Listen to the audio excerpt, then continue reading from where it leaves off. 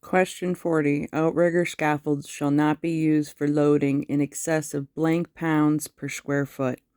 If you go to 3314.14, Outrigger scaffolds, parentheses, thrust out, shall not be used for loading in excess of 50 pounds per square foot, and it is known as a medium-duty scaffold. Question 41.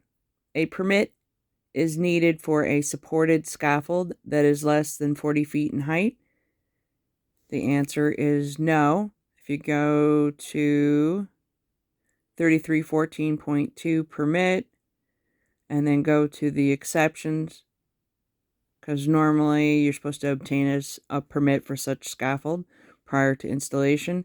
You go to number 8, a permit is not required for a supported scaffold providing section 4. The scaffold is less than 40 feet in height. Question 42. What is the width of a 24-foot rolling scaffold? The answer is 6, and we're going with the 4-to-1 ratio. And if you go to 3314.18, manually propelled freestanding scaffolds, all manually propelled freestanding scaffolds shall meet the following requirements. If you go to Section 5, unless temporarily embraced to an adjacent structure, the ratio of the platform height to the least base dimension shall be such as to assure stability, but in no case shall such height be more than 4 times the least base dimension. Question 43. Outrigger thrust-out scaffold shall not be loaded in excess of 75 pounds per square foot.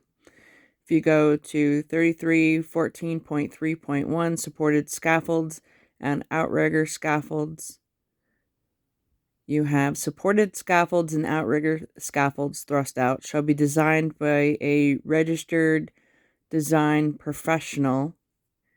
And you go to exception, where it says design is not required for a supported scaffold providing section 3. The scaffold will not be loaded or designed to be loaded in excess of 75 pounds per square foot.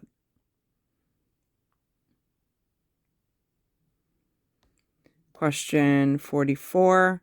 When can a 2-point single-tier suspended scaffold be designed by a licensed rigger?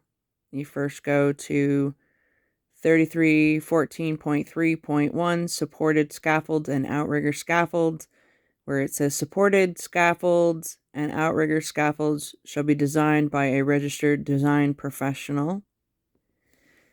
Then you go to the next section, 3314.3.2, suspended scaffolds,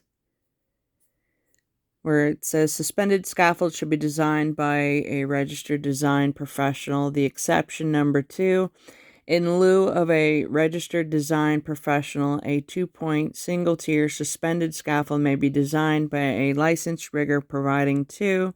The scaffold will not be loaded or designed to be loaded in excess of 75 pounds per square foot. So that is when it could be designed by a licensed rigger instead of a design professional. Question 45. Height of scaffold. And if you go to 3314.1.1 height, for the purpose of this section, the height of a scaffold shall be measured from the base of the scaffold to the top of the uppermost vertical member of the scaffold, with any temporary structure but not any permanent structure on which the scaffold rests included in the height measurement.